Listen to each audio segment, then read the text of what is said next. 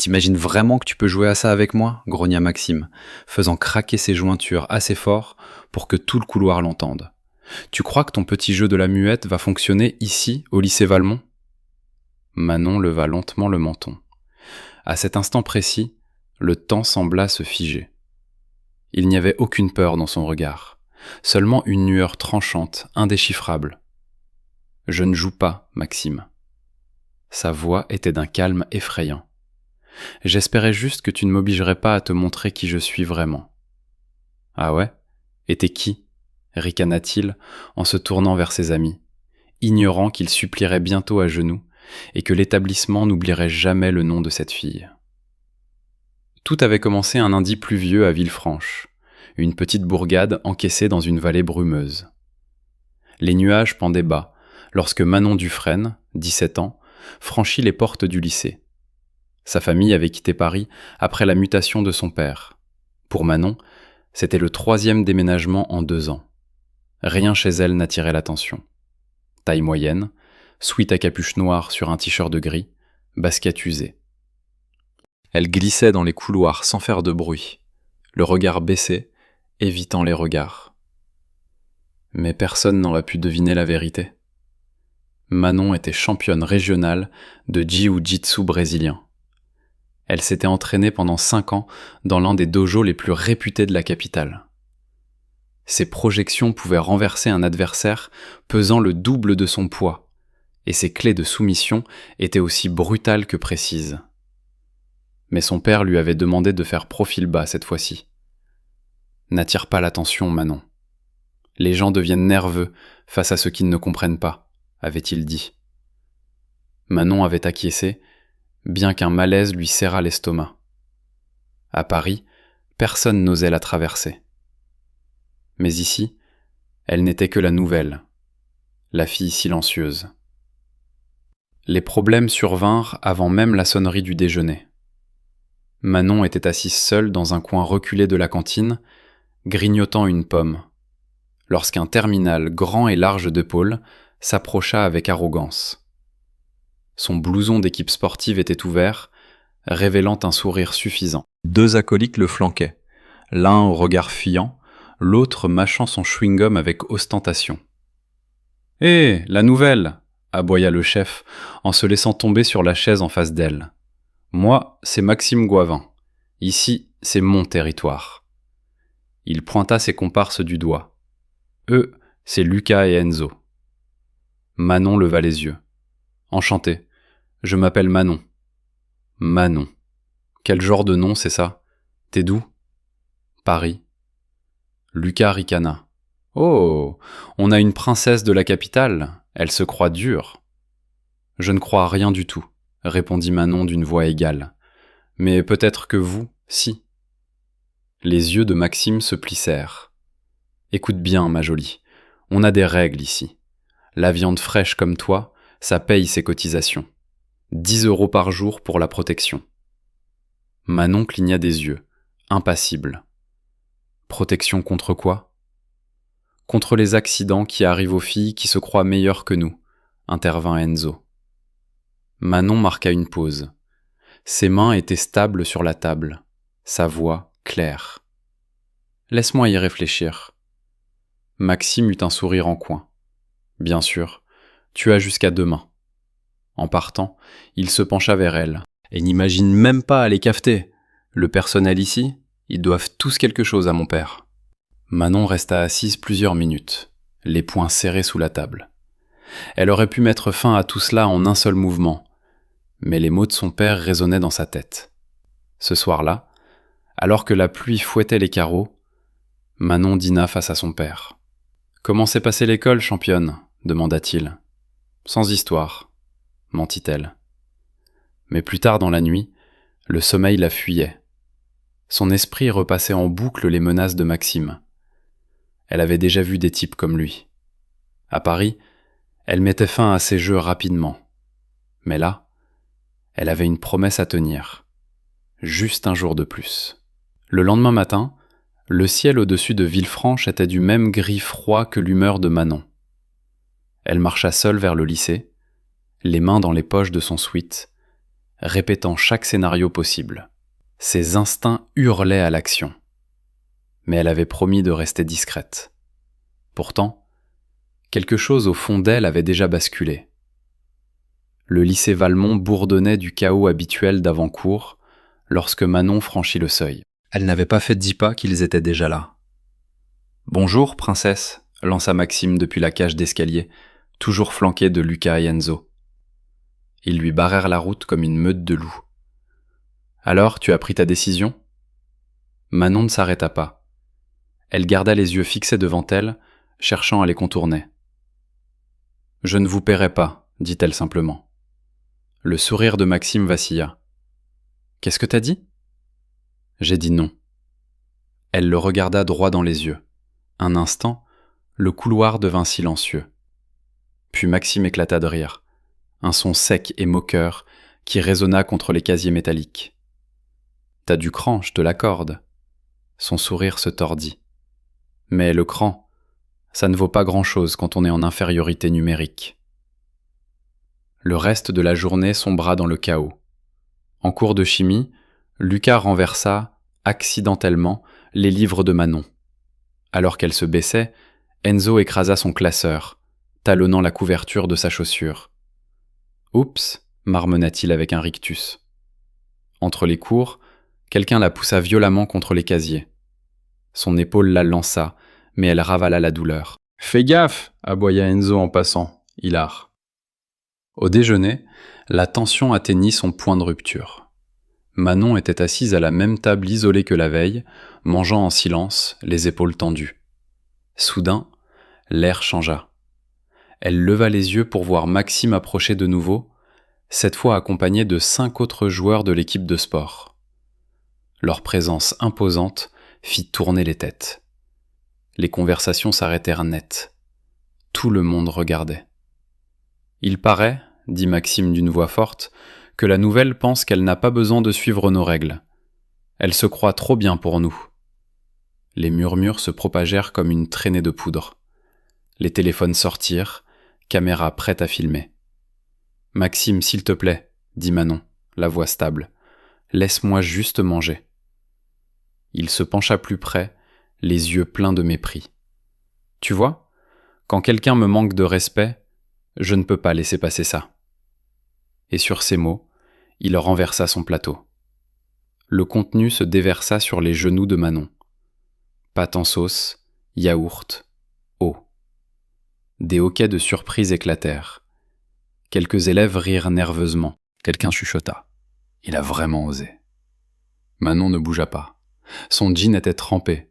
Son plateau gisait au sol comme une promesse brisée. Mais ce que personne ne vit, c'était la pression qui montait derrière son expression calme. Un volcan en sommeil. « Qu'est-ce que tu vas faire ?» ricana Maxime. « Pleurer ? Courir voir le proviseur ?» Il la surplombait. La sauce coulait de son sweatshirt. Elle le fixa, impassible. « Tu viens de commettre la plus grosse erreur de ta vie. » Maxime se moqua. « Tu vas faire quoi ? Le dire à ton papa ?»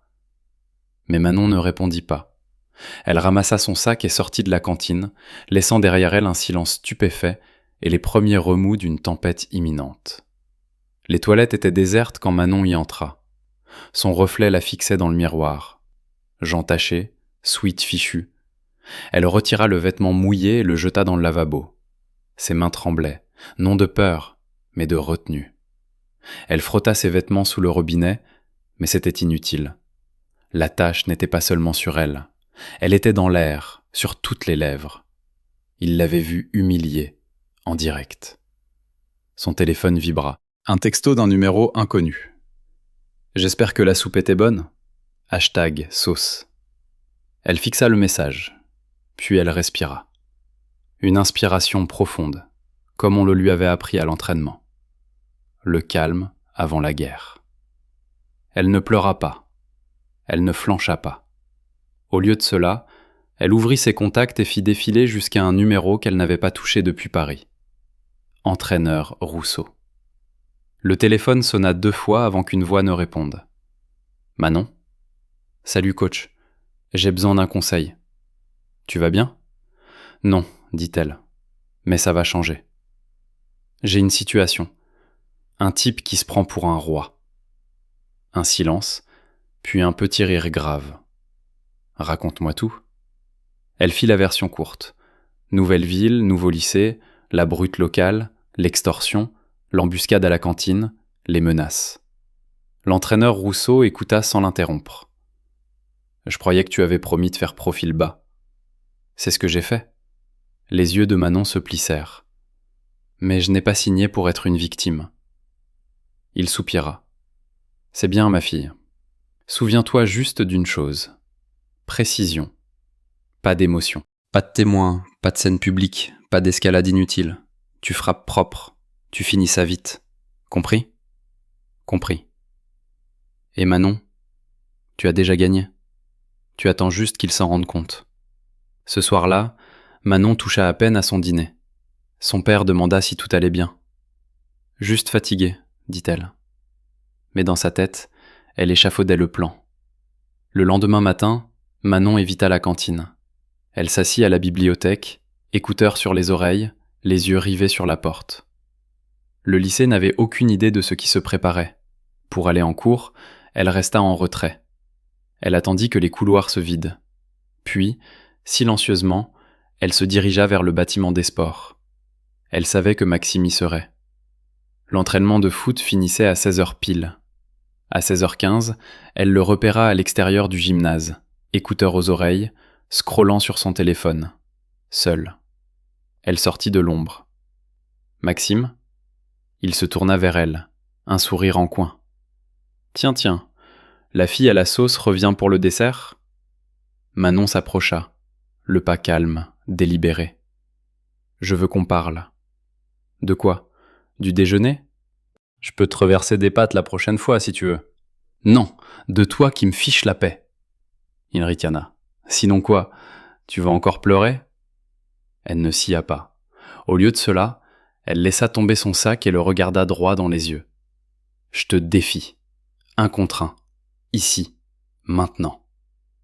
Il cligna des yeux, puis éclata de rire. Tu veux te battre avec moi ? C'est la meilleure. Si je gagne, tu me laisses tranquille pour toujours. Et tu t'excuses devant tout le monde. Et si je gagne ? Elle n'hésita pas. Tu as ton argent ? 10 € par jour. Tout ce que tu veux. Il la fixa, calculateur. Pas de règle ? Pas de règle. Maxime eut un sourire mauvais. T'as du cran. C'est stupide, mais t'as du cran. Manon sourit pour la première fois depuis des jours. Alors tu n'as aucune raison d'avoir peur. Et sur ces mots, le match fut décidé. Le moment qui allait tout changer. L'entraîneur Rousseau écouta sans interrompre. Un silence pesa sur la ligne, puis sa voix grave résonna. Je croyais que tu avais promis de faire profil bas. C'est ce que j'ai fait. Les yeux de Manon se plissèrent, fixant le vide de sa chambre. Mais je n'ai pas signé pour être une victime. Il soupira, un son mêlé de résignation et de fierté. C'est bien, ma fille. Souviens-toi juste d'une chose, la précision, pas l'émotion. Pas de témoins, pas de spectacle public, pas d'escalade inutile. Tu frappes propre, tu finis ça vite. Compris ? Compris. Et Manon, tu as déjà gagné. Tu attends juste qu'il s'en rende compte.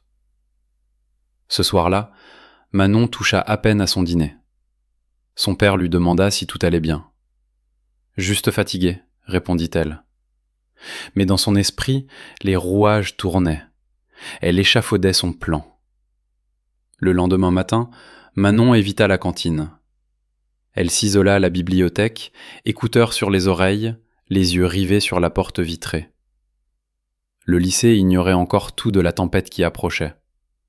En classe, elle resta en retrait, attendant que les couloirs se vident pour se déplacer. Elle patienta. Elle savait où trouver Maxime. L'entraînement de rugby finissait à 16h précises. À 16h15, elle le repéra à l'extérieur du gymnase, écouteurs vissés dans les oreilles, les yeux sur son écran. Il était seul. Elle sortit de l'ombre d'un pilier en béton. Maxime. Il se tourna vers elle, un sourire narquois étirant ses lèvres. « Tiens, la fille à la sauce revient pour le dessert ?» Manon s'approcha, le pas calme, délibéré. « Je veux qu'on parle. »« De quoi ? Du déjeuner ? Je peux te reverser des pâtes la prochaine fois si tu veux. »« Non, de toi qui me fiches la paix. » Il la toisa avec mépris. « Sinon quoi ? Tu vas encore pleurer ?» Elle ne sia pas. Au lieu de cela, elle laissa glisser son sac à terre et le regarda droit dans les yeux. « Je te défie. Un contre un. Ici, maintenant. » Il cligna des yeux, incrédule, puis éclata de rire. « Tu veux te battre avec moi ? C'est la meilleure de l'année. Si je gagne, tu me laisses tranquille pour toujours, et tu t'excuses devant tout le monde. Et si je gagne ?» Elle n'hésita pas une seconde. « Tu as ton argent, 10 € par jour, tout ce que tu veux. » Il la fixa, calculateur, évaluant la proposition. « Pas de règle ? » Pas de règle. Maxime eut un sourire mauvais. « T'as du cran. C'est stupide, mais t'as du cran. » Manon sourit pour la première fois depuis des jours, un sourire glacial. « Alors tu n'as aucune raison d'avoir peur. » Le parking du lycée était désert, baigné par la lumière orangée d'un soleil de fin d'après-midi. Pas de témoins, pas de professeur, juste l'asphalte, le grillage et le bourdonnement lointain de la circulation. Maxime fit rouler ses épaules et retira son sweat, révélant un débardeur qui mettait en valeur sa musculature massive. « Dernière chance, Manon, » dit-il d'un ton moqueur. « Fais demi-tour avant que je ne te casse quelque chose. » Manon retira sa veste, dévoilant un t-shirt ajusté et un pantalon de jogging noir. Sa posture était détendue, fluide, sa respiration lente. Son corps tout entier était sous contrôle absolu. « Je ne ferai pas demi-tour, » dit-elle d'une voix égale. « Finissons-en. » Maxime fit craquer ses jointures. « À tes risques et périls ?» Il chargea. C'était brouillon. Il envoya un crochet du droit, visant la mâchoire. Il ne retenait pas ses coups, mais Manon ne bougea pas. Pas tout de suite. Puis, au dernier moment, elle transféra son poids. Le poing siffla à quelques millimètres de sa joue. Elle pivota, une rotation fluide sur la plante des pieds, et elle planta son coude dans les côtes de son adversaire. Un craquement sec. Maxime, le souffle coupé, trébucha en arrière. Ses yeux s'écarquillèrent de choc. « Qu'est-ce que... » Avant qu'il ne puisse finir, Manon était déjà en mouvement. Elle fit une feinte à gauche, puis propulsa son genou dans la cuisse de Maxime, juste au-dessus de la rotule. Sa jambe se déroba. Elle recula d'un pas, attendant. Il grogna et se jeta de nouveau sur elle, essayant cette fois de la plaquer au sol. Mauvaise idée. Manon fit un pas de côté et saisit son bras au passage. Avec une torsion des hanches et un pivot du pied, une projection classique, elle le bascula proprement sur le dos. L'impact résonna sur le bitume. Maxime gémit, sonnait. Elle ne le laissa pas récupérer. Elle l'enfourcha, immobilisant ses bras. Non par la force brute, mais par une technique rodée. Sa prise était verrouillée, son poids parfaitement réparti. « Tu veux toujours tes 10 € ?» demanda-t-elle calmement. Il se débattit. Inutile. « Comment tu es aussi forte ?» haleta-t-il. Manon se pencha, le visage à quelques centimètres du sien. Sa voix était de la glace pure. 5 ans. Jiu-jitsu brésilien. Niveau compétition. J'aurais pu te casser le bras il y a 10 secondes. Qu'est-ce que tu veux ? Croassa-t-il. Des excuses. Devant tout le monde. Il hésita. Elle accentua légèrement la pression sur la clé de poinon. Pas assez pour blesser, juste assez pour rappeler qui commandait. « D'accord !» cria-t-il. « D'accord, je le ferai !» Manon le relâcha et se leva. Maxime roula sur le côté, toussant et se tenant les côtes. Il ne tenta pas de se relever. Manon ramassa sa veste et la jeta sur son épaule.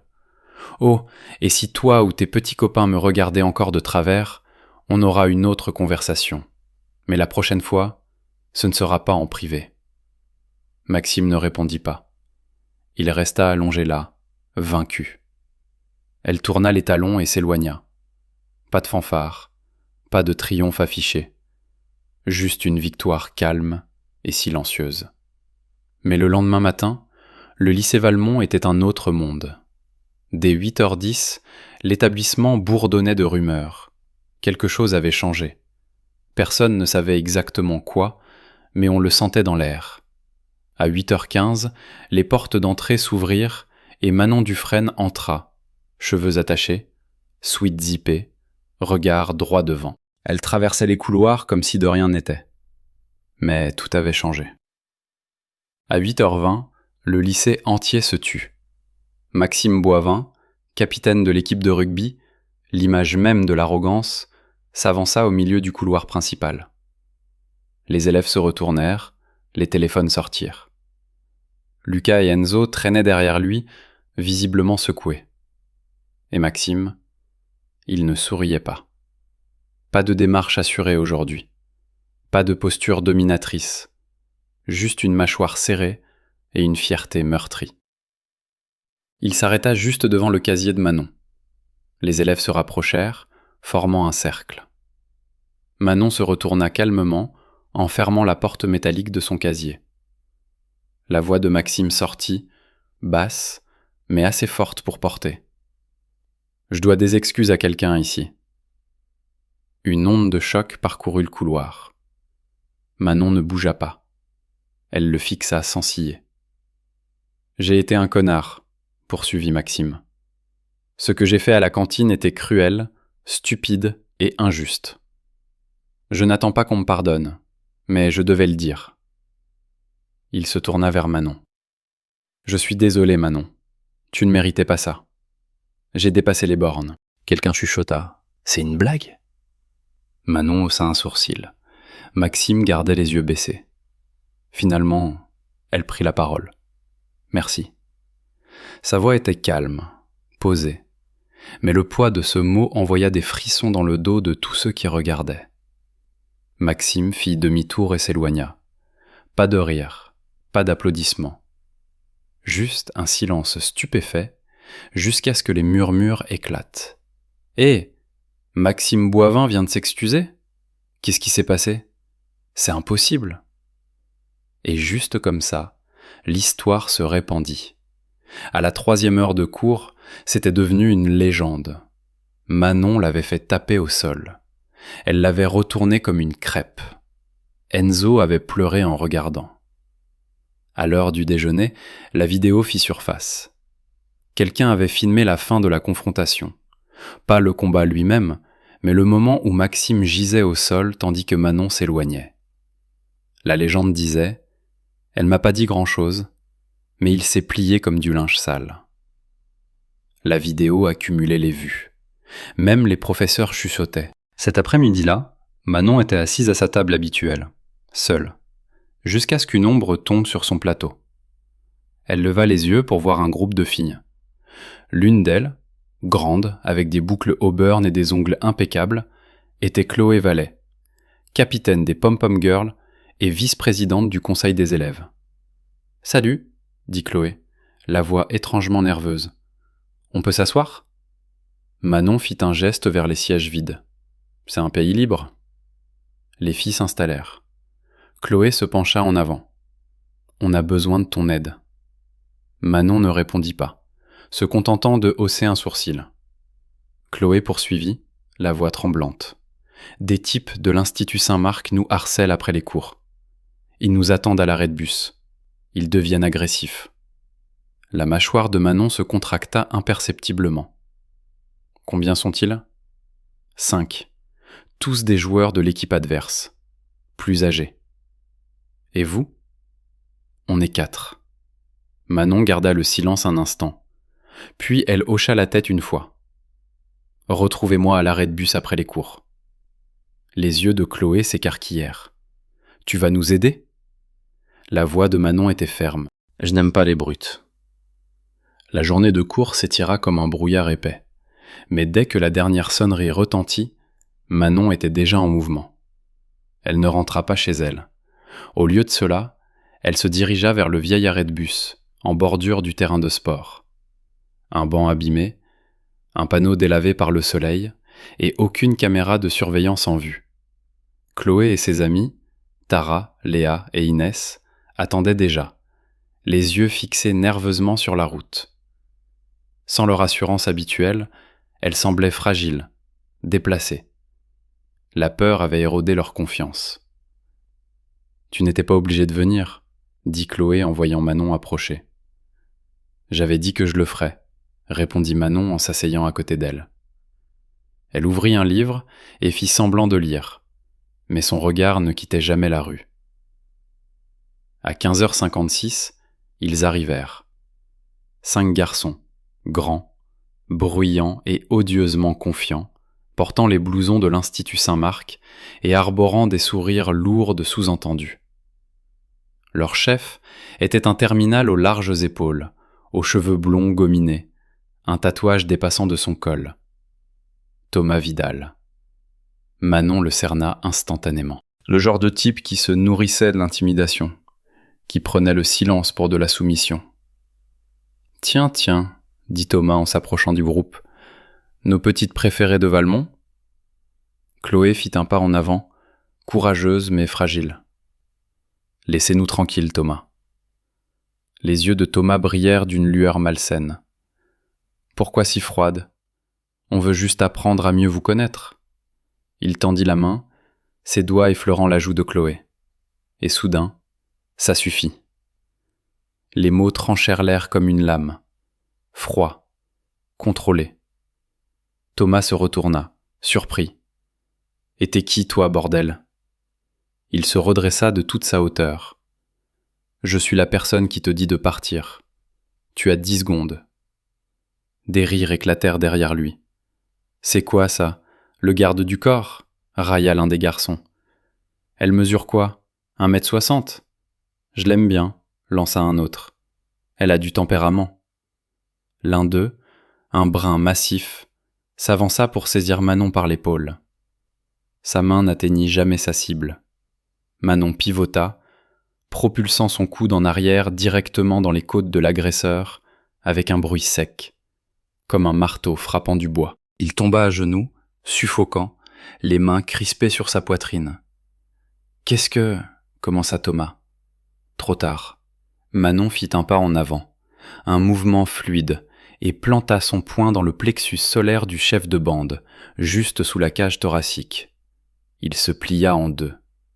Alors, elle remonta son genou en plein dans son visage. Un craquement sinistre. Le sang jaillit. Les 3 autres se figèrent sur place. Manon se tourna vers eux, la voix égale. « Au suivant ?» Ils reculèrent, terrifiés.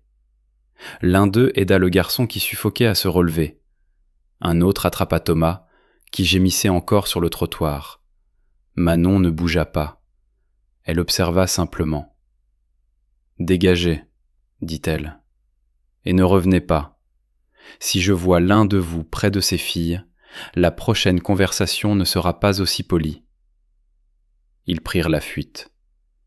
Chloé et les autres restèrent figés, sous le choc.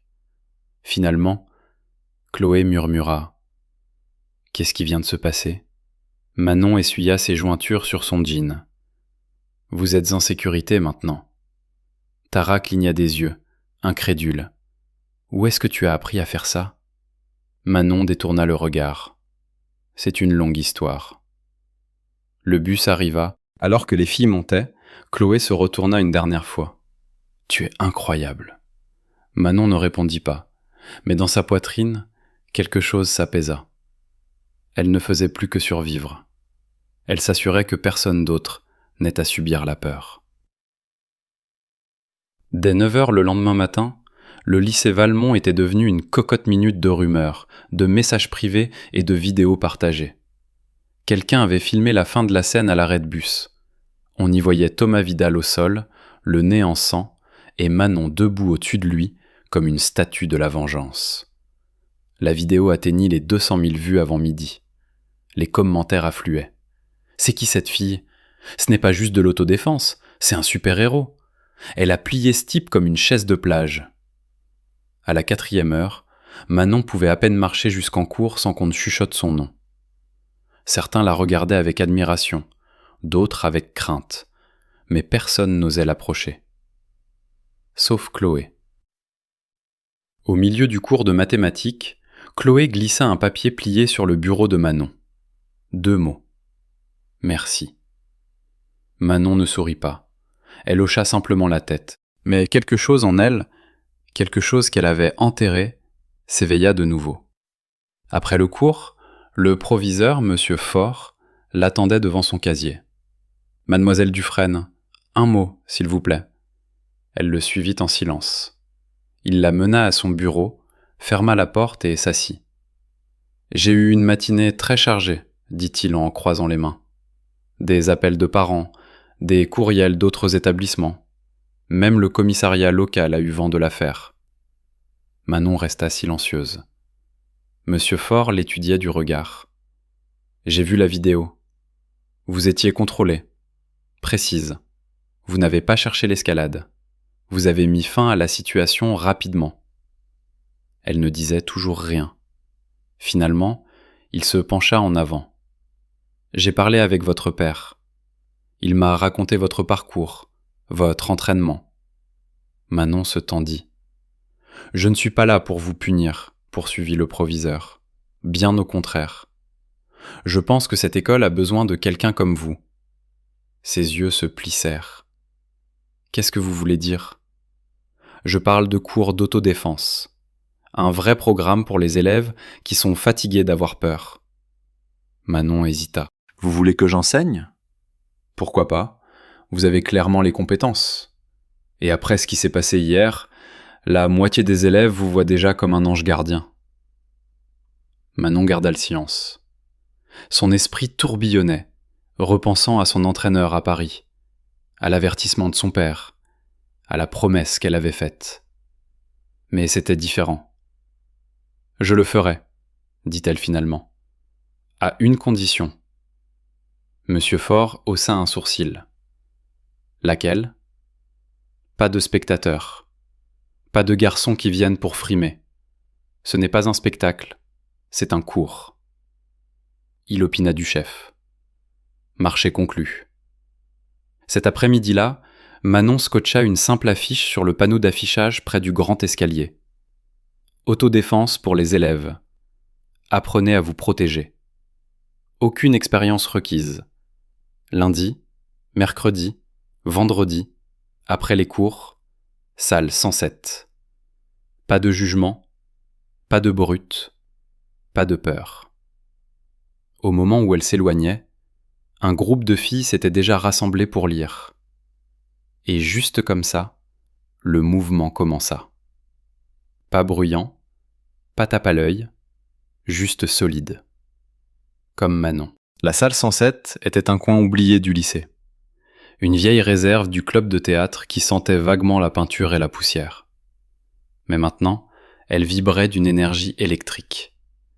Le vendredi, 20 élèves étaient présents. 17 filles, 3 garçons. Aucun d'eux n'était confiant, la plupart étaient nerveux.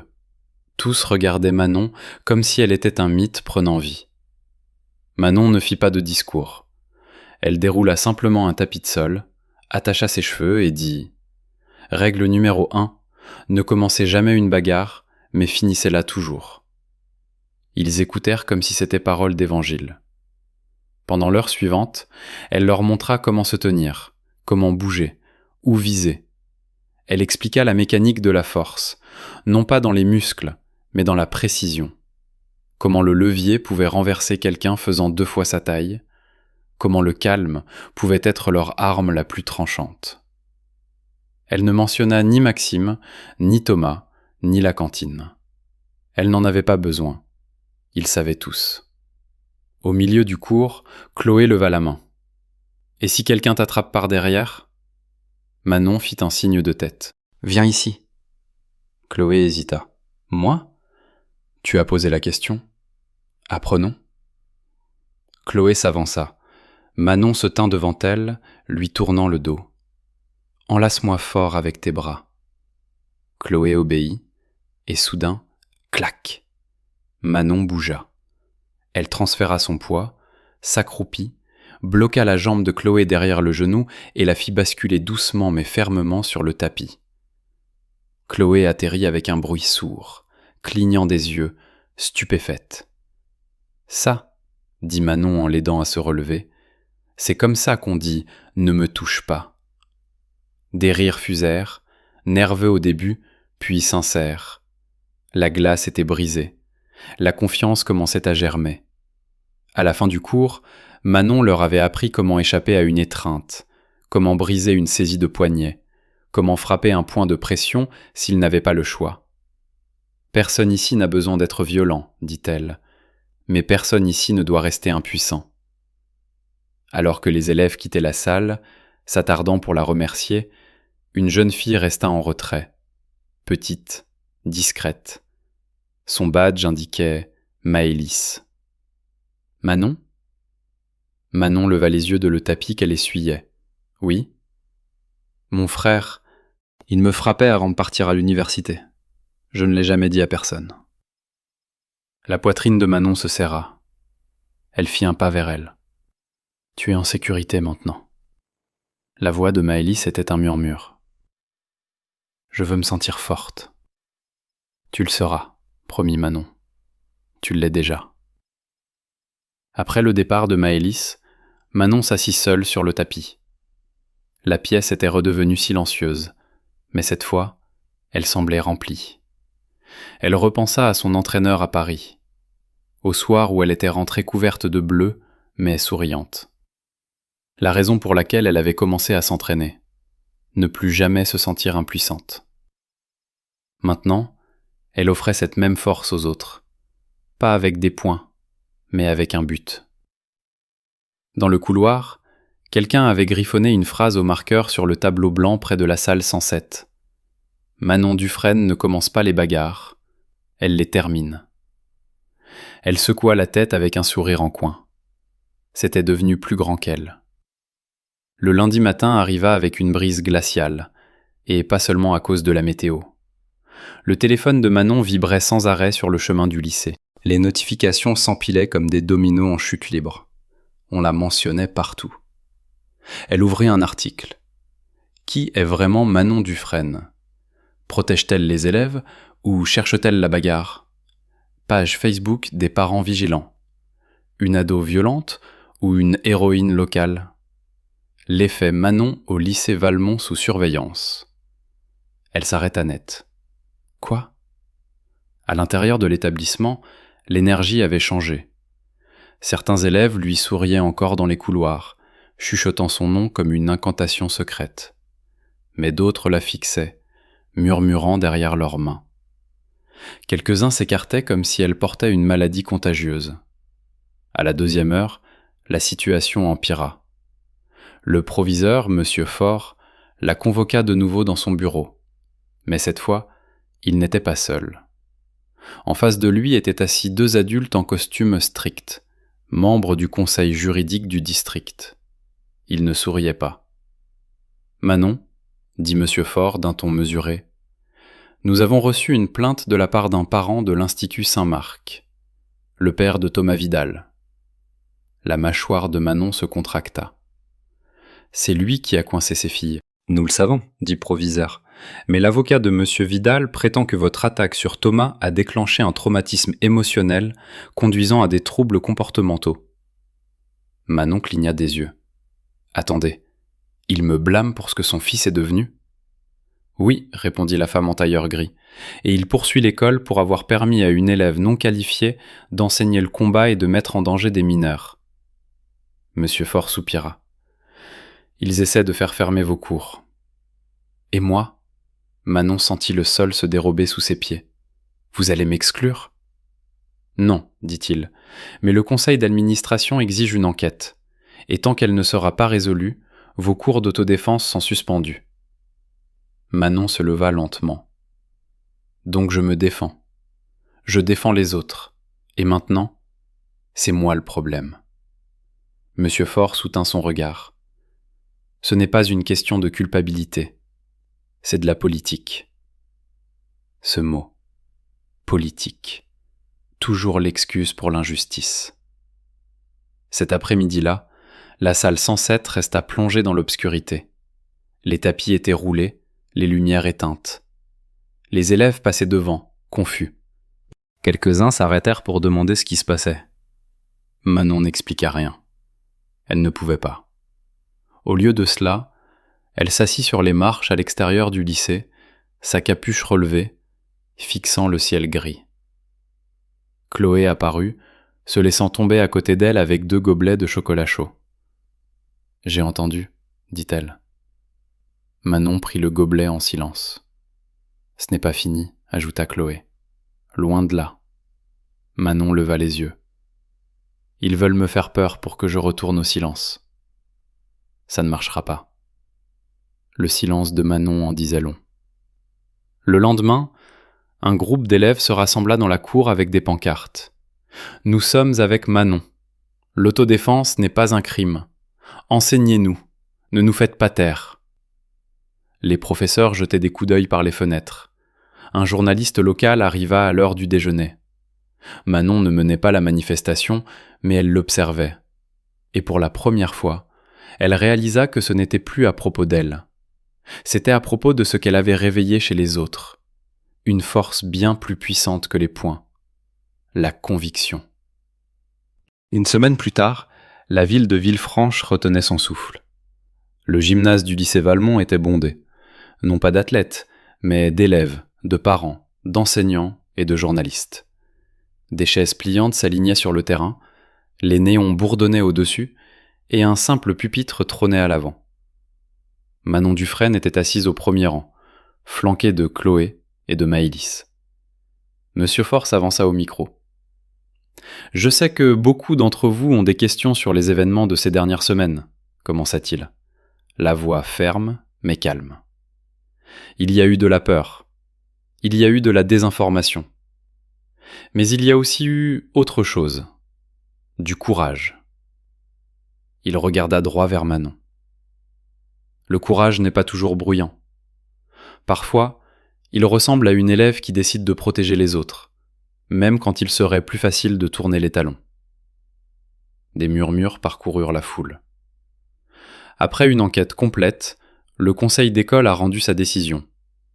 Le programme d'autodéfense est non seulement rétabli, mais il deviendra une partie officielle du programme d'éducation physique du lycée Valmont. Des applaudissements éclatèrent. Chloé frappa dans ses mains si fort qu'elle devint rouge. Maëlys pleurait déjà. Mais Manon resta immobile, car le proviseur n'avait pas fini. Nous avons également voté à l'unanimité pour décerner à Manon Dufresne la médaille d'honneur de Valmont pour service rendu à la communauté. La plus jeune élève à la recevoir. Manon cligna des yeux. Son nom résonna dans le gymnase alors qu'elle était appelée sur l'estrade. Elle se leva, le corps calme mais le cœur battant à tout rompre, et marcha vers le pupitre. La médaille semblait lourde dans sa main. La salle se tut alors qu'elle faisait face à l'assemblée. Elle prit une inspiration. « Je n'ai rien demandé de tout ça, » commença-t-elle. « Quand j'ai déménagé ici, je voulais juste disparaître, éviter les ennuis, recommencer à zéro. » Sa voix ne tremblait pas. « Mais les ennuis vous trouvent, que vous soyez bruyant ou silencieux, que vous vous défendiez ou non. Et quand ils arrivent, vous avez le choix. Vous pouvez fuir, ou vous pouvez faire face. » Elle marqua une pause, scannant la foule. « J'ai fait face, et d'autres l'ont fait aussi. » Ce programme, ces cours, ce n'est pas pour apprendre à se battre, c'est pour apprendre à ne plus avoir peur. Manon jeta un coup d'œil vers Maëlys. C'est pour reprendre le pouvoir sur sa vie. Les applaudissements montèrent de nouveau, mais elle leva la main pour les faire taire. « Une dernière chose, » dit-elle en se penchant vers le micro. « Il ne faut pas être fort pour être courageux. Il faut juste commencer. Ce premier pas, c'est là que tout change. » Un moment de silence resta suspendu, comme une respiration retenue. Puis le gymnase explosa en une ovation debout.